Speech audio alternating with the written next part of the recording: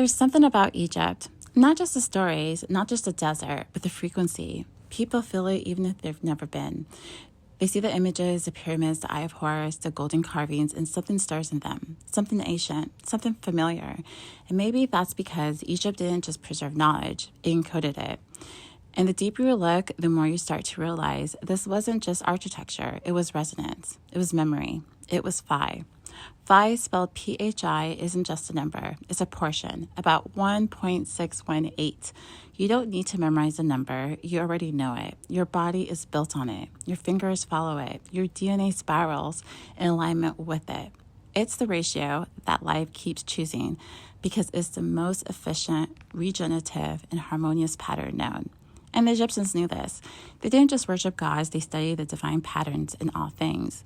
And when they built the pyramids, they weren't just stacking stones, they were tuning the structure to a cosmic frequency, one that aligns with Earth, the stars, and the body all at once. The Great Pyramid of Giza encodes Phi throughout its dimensions.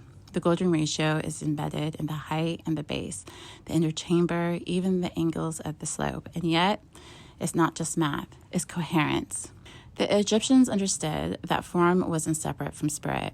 If you shape something according to divine portion, it doesn't just hold space, it holds energy. It sustains it. It vibrates in tune with the cosmos. It becomes a portal, a memory, a living code.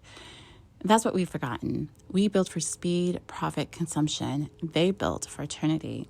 And here's the thing. It wasn't just Egypt. This pattern, the spiral of life, shows up in ancient Greece, the Indian temples, in stone circles in Britain, the Mayan calendar, in Chinese medicine. The architecture may look different, but the code is the same, Phi. It's the language of creation, and when a person or place or civilizations align with Phi, something remarkable happens. They become coherent. They enter a kind of harmony that can't be faked. So let's pause here and ask, what is coherence, and how do we get it back? Coherence is when your inner system, your body, your breath, your energy is no longer in conflict. It's when your thought, emotions, and actions begin to move as one. It's not perfection, it's not alignment, it's resonance. And we achieve it not through striving, but through remembering how to attune ourselves, just like the ancients attuned their temples. That might look like slowing down, breathing consciously, spending time in nature, sitting in stillness, not to escape life, but to realign with it. Coherence begins in the nervous system. When the fight or flight response calms, your field starts to settle.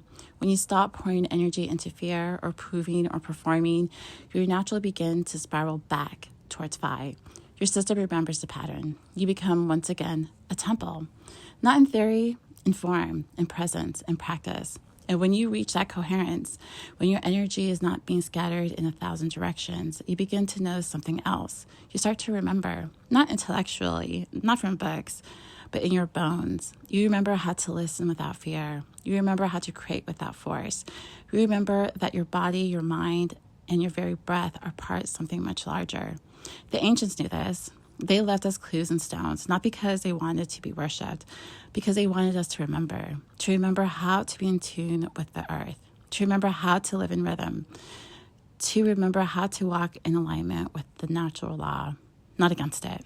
Phi is a signature of that law, and it's coming back now. You don't have to go to Egypt to find it. You're already holding the code. Every time you choose stillness over chaos, you're returning to Phi. Every time your breath becomes conscious, you realign. Every time your energy stabilizes without needing to fix, control, or explain, you're entering the field of coherence. This isn't new, it's ancient. It's encoded in you, just like it's encoded in the pyramids. Not a mystery to be solved, but a rhythm to be felt, a spiral to return to, a frequency we're finally remembering how to hold. This is Makalesi. Thanks for listening. Peace.